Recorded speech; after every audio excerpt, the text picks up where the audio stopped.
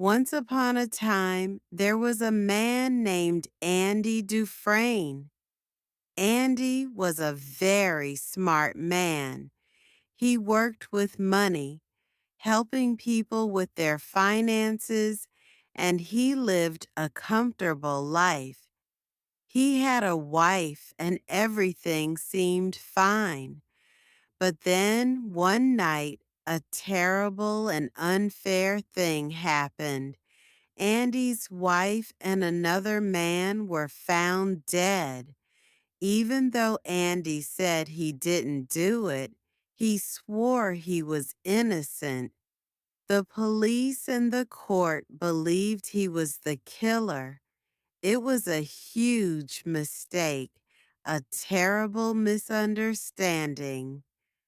So Andy, an innocent man, was sent to a very old, very dark, and very scary prison called Shawshank.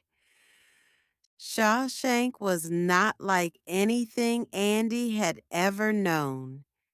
It was a grim place filled with tall, imposing walls, cold stone, and the constant echo of shouts and slammed doors. The people who ran it, especially the warden, whose name was Samuel Norton, and the many guards, were often mean and cruel. They didn't seem to care much about justice or kindness. Their main goal was to keep the prisoners locked up and follow the rules, no matter how harsh. When Andy first arrived at Shawshank, he was different from the other prisoners. Most new prisoners would cry or scream, showing their fear and anger. But Andy was quiet. He kept to himself, his eyes thoughtful, almost as if he was watching everything from a distance. This made him seem strange to the other tough men in the prison yard. They didn't understand him. He wasn't big or loud. He was a slender man with a calm way about him. One of the most important people Andy met in Shawshank was a man named Red. Red was an older, wise prisoner who had been in Shawshank for a very, very long time. So long that he knew every secret, every unwritten rule of the prison. Red was known as the Fixer. If you needed something from the outside world that wasn't usually allowed in prison, maybe a pack of cigarettes, a special rock, or even a poster, Red was the man who could procure it for you. He had a network, a way of getting things. At first, Red and his friends were curious about Andy.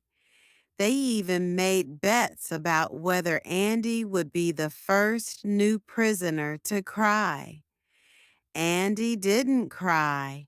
He just kept to himself. One day, Andy approached Red with a very unusual request. He wanted a small rock hammer. It wasn't for breaking out, he explained, but for his hobby of collecting interesting rocks, turning them into smooth, beautiful shapes. Red thought it was a strange request for a prison, but he got it for Andy. Later, Andy also asked for a big poster of a beautiful lady, Rita Hayworth, an actress from a movie. Again, Red thought it was odd, but he got it.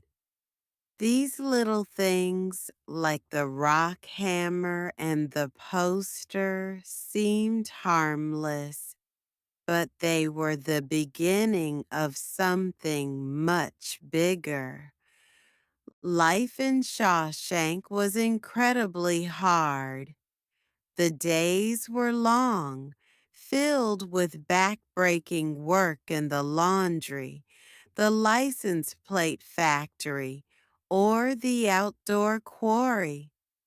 The nights were often worse, especially for new, quiet prisoners like Andy.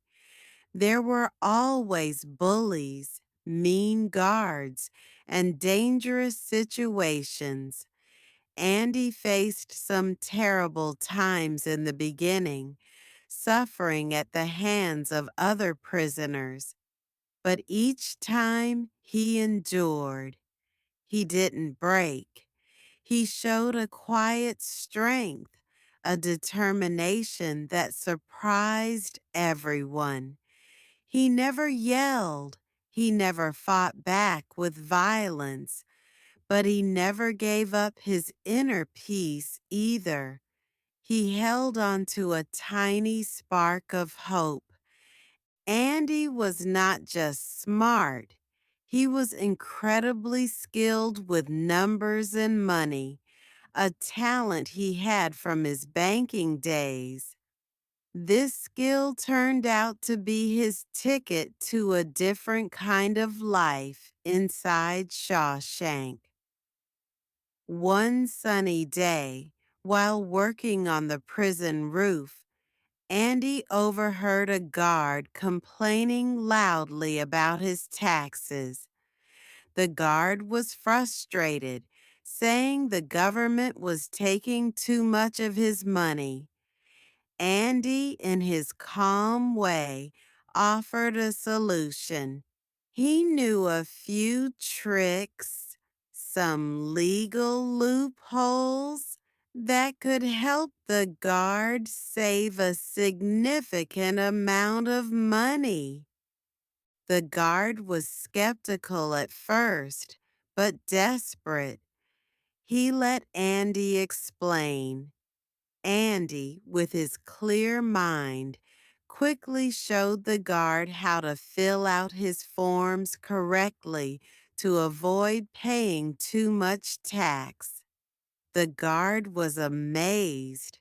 He saved a lot of money, and word quickly spread among the other guards about Andy's special talent. Soon, many guards, one after another, started coming to Andy, asking for his help with their finances, their taxes, and even investments. This attention eventually reached the ears of the most powerful and feared man in Shawshank, Warden Samuel Norton. Warden Norton was a man who preached about religion and strict rules, but secretly he was very corrupt and greedy.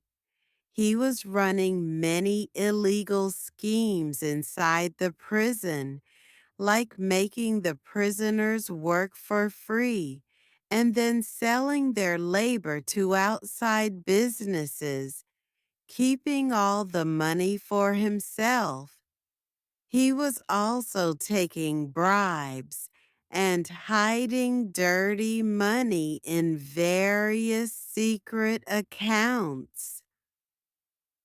Warden Norton, seeing Andy's brilliant mind for money management, decided to use Andy for his own selfish and illegal plans. He pulled Andy from the harsh prison yard work and gave him a special job in his office. Andy became the warden's personal accountant and financial advisor for his vast illegal earnings. This meant Andy had a relatively comfortable place to work, away from the grime and danger of the regular prison population. He had clean clothes, a private desk, and he could even listen to music sometimes. But it also meant he was helping a very bad man hide his crimes. However, Andy was always thinking, always planning. He used this privileged position to learn everything about Warden Norton's crooked dealings. He learned how the warden stole money, how he hid it, and where he kept all his secret financial records. Andy was playing a very long, very dangerous game. Even while working for the corrupt warden, Andy still tried to bring light into the dark lives of the other prisoners. He knew how important education and culture were. He decided to improve the prison library, which was small and neglected, filled with old, dusty books. Andy started writing letters week after week, month after month, to the state government, begging for money, new books, and better equipment for the library. For years, his letters were ignored, but Andy never gave up. He wrote countless letters, always polite, always persistent. Finally, after nearly 6 years of relentless letter writing, a large box arrived. It was filled with old books, records, and a small donation of money. It was a small victory, but a huge moment for the prisoners. Andy, overjoyed, immediately began working to sort the books and create a real library. And when he found a beautiful record of opera music, he dared to play it over the prison loudspeaker just for a few moments. The powerful, beautiful music filled the prison yard, bringing a moment of unexpected beauty and peace to the hardened men. It was a brief, beautiful reminder that there was still something wonderful in the world outside their walls. For that act, he was punished, but he believed it was worth it.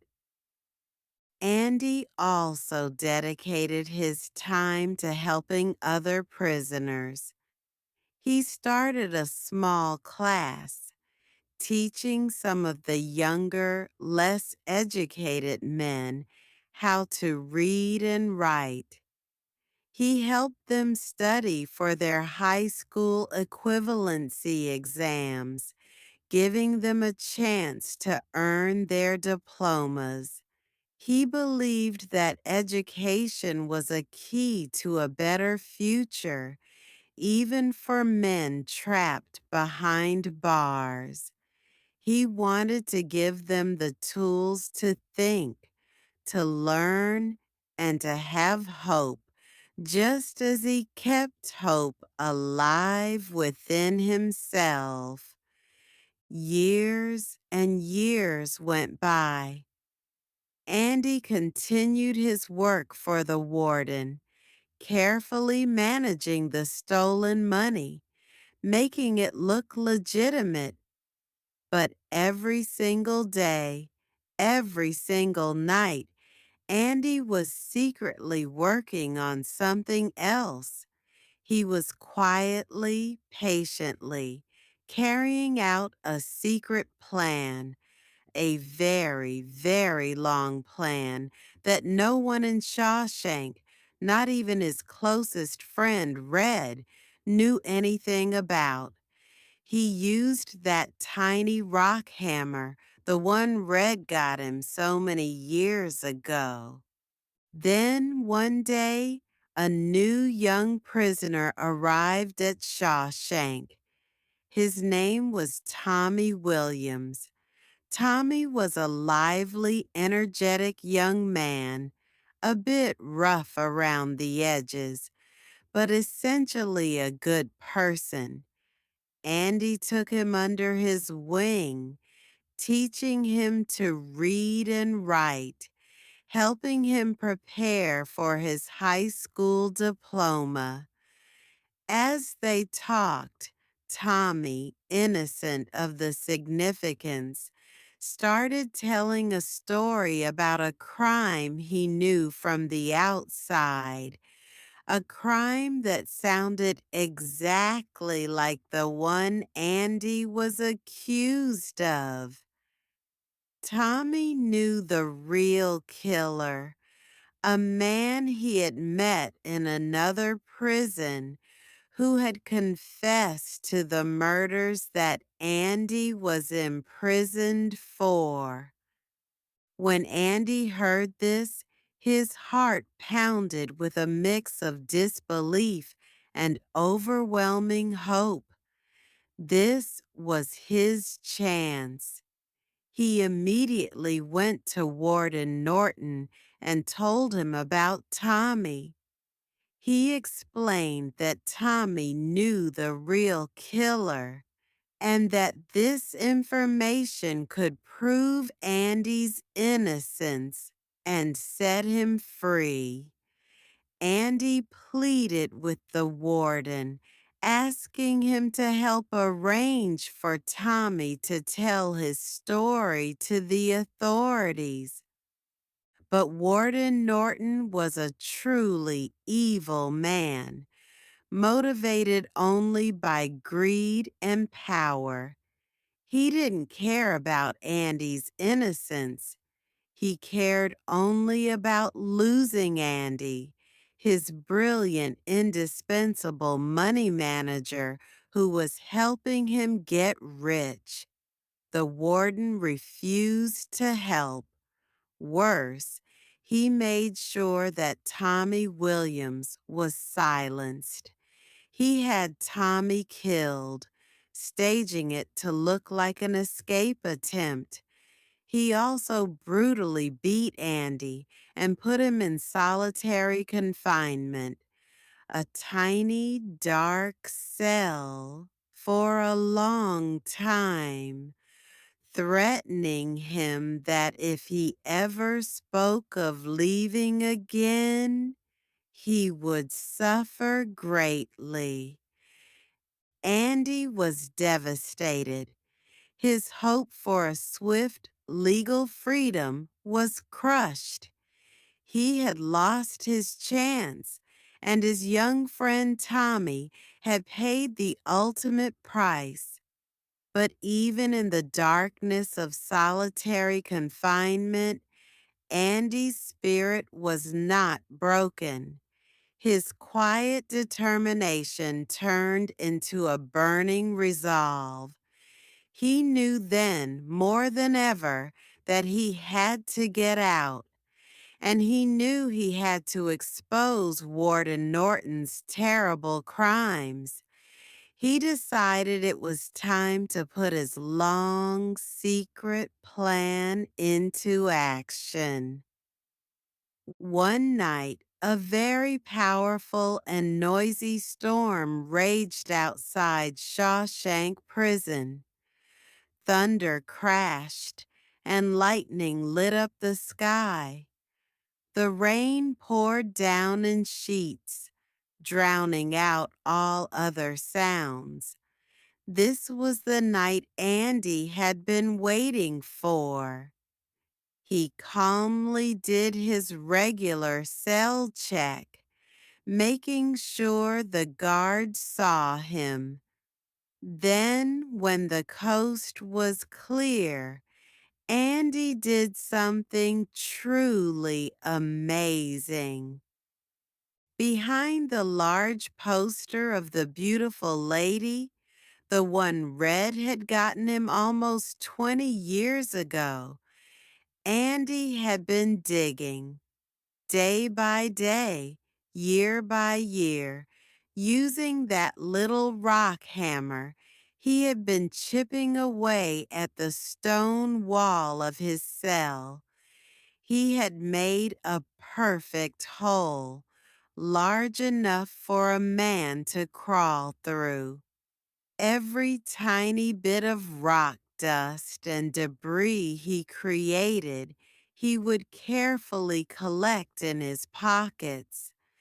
Then, when he was allowed out in the yard, or when he flushed the toilet, he would slowly, patiently scatter the dust, little by little, so no one would ever notice it.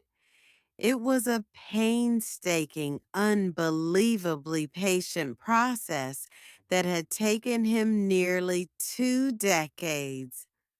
That stormy night with the thunder and rain providing the perfect cover, Andy crawled into the dark, narrow tunnel he had dug. It was dirty, cramped, and terrifying, but he kept going. He crawled for a long, long time until he reached a giant, smelly sewer pipe, a pipe that carried all the waste from the prison out into the world. He squeezed himself into this disgusting pipe and crawled for another incredibly long distance. Nearly 500 yards of filth and darkness. When he finally emerged from the other end of the pipe, he was outside the prison walls. He was covered in grime, smelling terrible, but he was free. The rain washed over him, cleaning away the stench of the sewer and the years of prison. But Andy wasn't just escaping. He was also executing the second part of his elaborate plan. Before he left his cell, he had carefully taken all the warden's secret money ledgers and records, the undeniable proof of Norton's illegal empire. He had also, with incredible foresight, left his dirty prison uniform behind and instead put on the warden's best suit and shiny shoes, which he had secretly acquired over time. Once outside in the pouring rain, Andy made his way to a town. He went to several banks one by one, where Warden Norton had hidden all his stolen money under a fake name, Randall Stevens, a name Andy had cleverly invented for the warden's illegal accounts. Andy, being the one who had set up these fake accounts, knew exactly where all the money was. He calmly went to each bank, presented the correct paperwork, and withdrew all of Warden Norton's ill-gotten gains, thousands and thousands of dollars, leaving the corrupt warden with absolutely nothing. Then Andy mailed a large package to a major newspaper outside of Shawshank. Inside the package were all the ledgers, all the financial proof of Warden Norton's massive corruption and his many crimes. He also included a detailed letter explaining everything: how Norton had framed him, how he had been forced to launder money, and how Norton had murdered Tommy Williams. The very next morning, when the prison guards went to check Andy's cell, they found it empty. They saw the hole behind the poster. Chaos erupted in Shawshank. Warden Norton was absolutely furious, screaming and throwing things. But it was too late. The newspaper had already received Andy's package and published the shocking story on its front page. The police, armed with Andy's detailed information, descended upon Shawshank. When they arrived to arrest Warden Norton for his long list of crimes, the warden, realizing he was utterly defeated and exposed, took his own life. Back in Shawshank, Red, along with all the other prisoners, was stunned. They couldn't believe what Andy had done. Red had always thought Andy was a little different, a bit eccentric, but he never, ever imagined such an incredible, patient, and daring escape, let alone the meticulous planning behind exposing the warden.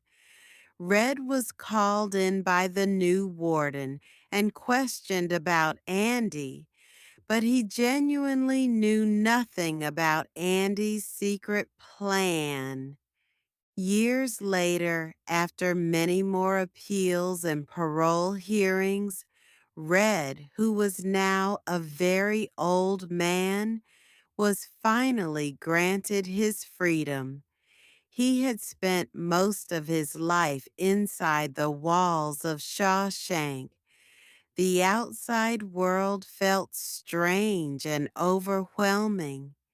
He felt lost and afraid, like a bird kept in a cage for too long, suddenly set free. He felt he might not be able to make it in the big, noisy world. But then he remembered a promise Andy had made to him a long time ago.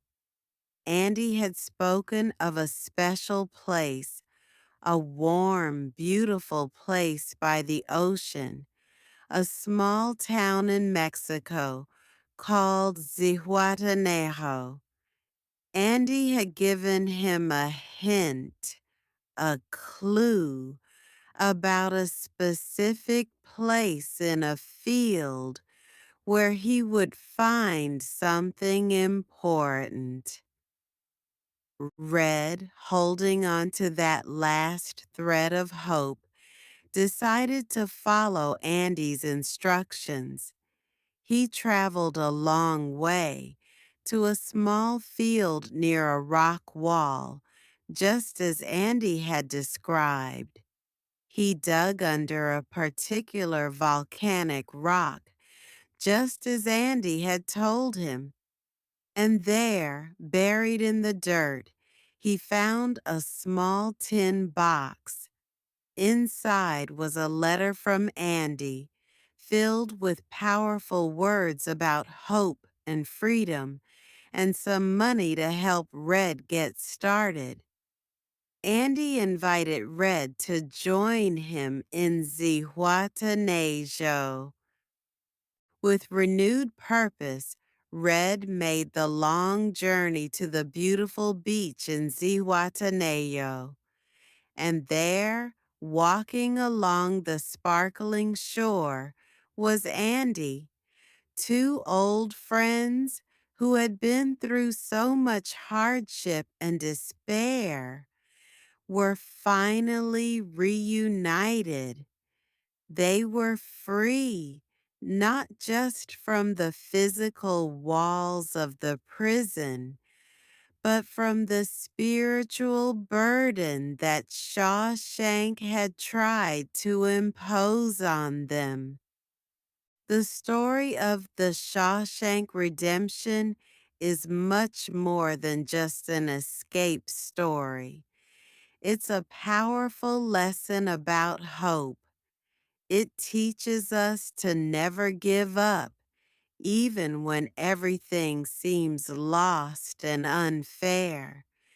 It shows that even in the darkest, most terrible places, a person can hold on to their dreams and their belief in a better future. Andy's incredible patience, his quiet intelligence, and his unwavering hope allowed him to break free from the chains of injustice and find true freedom. And he didn't just save himself, he also helped his best friend Red find his own hope and walk towards a new, brighter future.